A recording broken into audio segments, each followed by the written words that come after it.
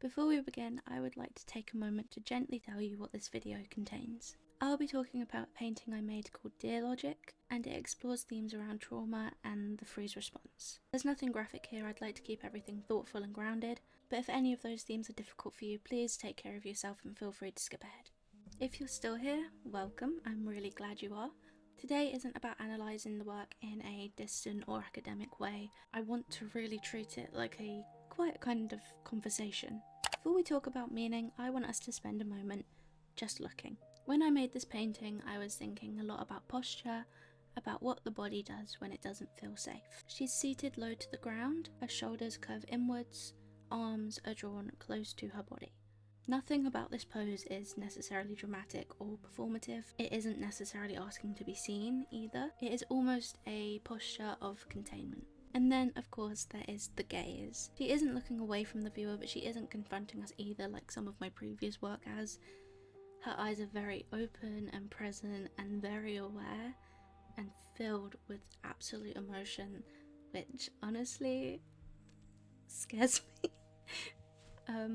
I think this is definitely a piece about someone that knows what's going on but is deciding not to move or hasn't moved yet. I often think of this moment as the space before impact, not necessarily frozen, although I suppose it could be argued that way, but suspended in time.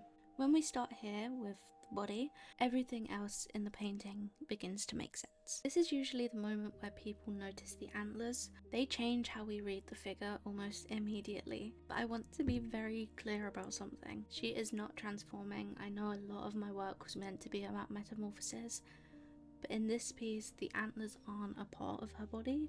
She is literally just holding them to her head. That detail really matters to me, and it was actually inspired by a reel I saw on Instagram by Bat Sneeze, I think the account was. I will tag them.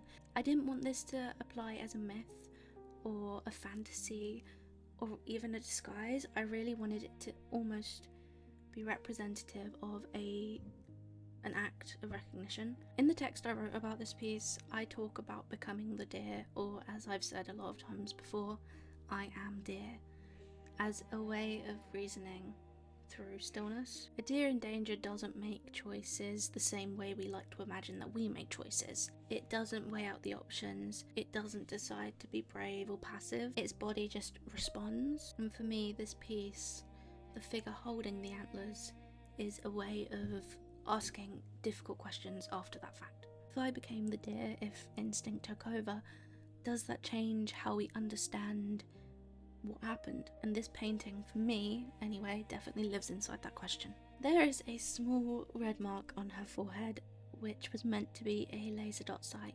but it has been mistook for a pimple and a bindi quite a few times, but that's fine. It is very easy to overlook at first if you're not looking at the full image, but once you see it and understand what it actually is, it changes the entire painting. For me, this mark holds where the awareness arrives. It's the instant when the body realizes it's being watched and that there's no going back to before. It can read as a target, that sense of being locked onto, but it can also read as consciousness. Nothing visibly happens in this moment, and yet everything has already changed. This is where the logic of the deer begins, not with fear, but with awareness. I want to talk about the lighting in this painting.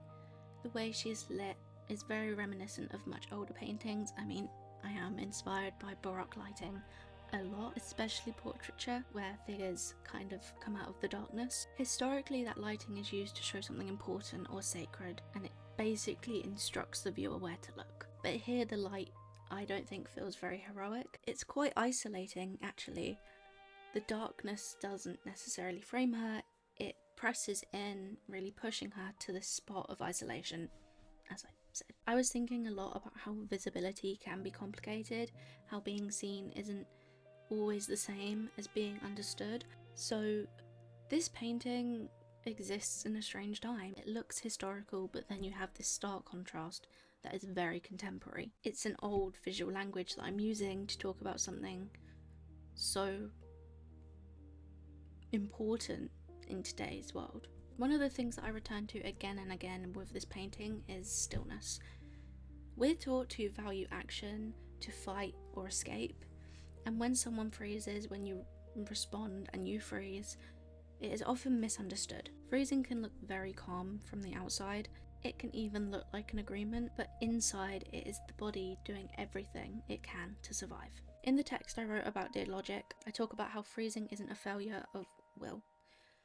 It's instinct. This painting isn't asking us to judge that moment, it's asking us to understand it. So piecing all of those bits together, the antlers, the lighting, the laser dot sight, the way she's still frozen. At its core, Dear Logic is about understanding a moment that doesn't make sense when we look at it from the outside. It's about sexual assault, but not in the way that it is usually talked about.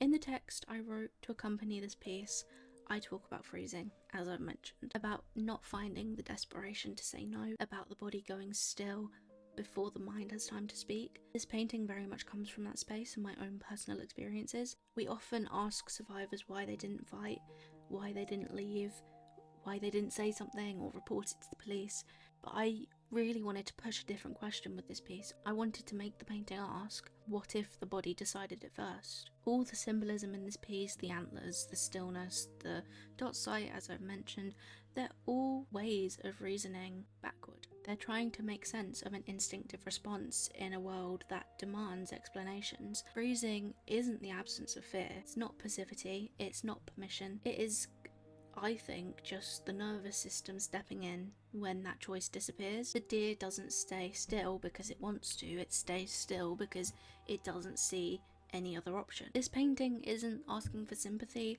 it's not asking to be completely resolved, it is asking us to believe the body, even when its logic doesn't look the way we expect it to. Before we finish, I would just like to say thank you for spending this time with me. Talking about this piece, I'm getting better at it, but it does still feel a bit vulnerable. If anything in this painting resonated with you, or raised questions, or even just stayed with you in a way you can't quite name, that really matters to me. Art doesn't always need to be understood immediately, sometimes it does just need to be sat with. If you have any questions about Dear Logic, or if there's any part of the painting or written work that I did about the painting you'd like me to talk about more, I'd really love to hear from you. You can leave a comment, and if there's enough interest, I'd be more than happy to make a follow-up video. And if this topic connects to your own experiences, please remember that you are not alone, and that your body's response does make sense and did make sense, even when the words are completely hard to find. Thank you for being here and looking so closely with me.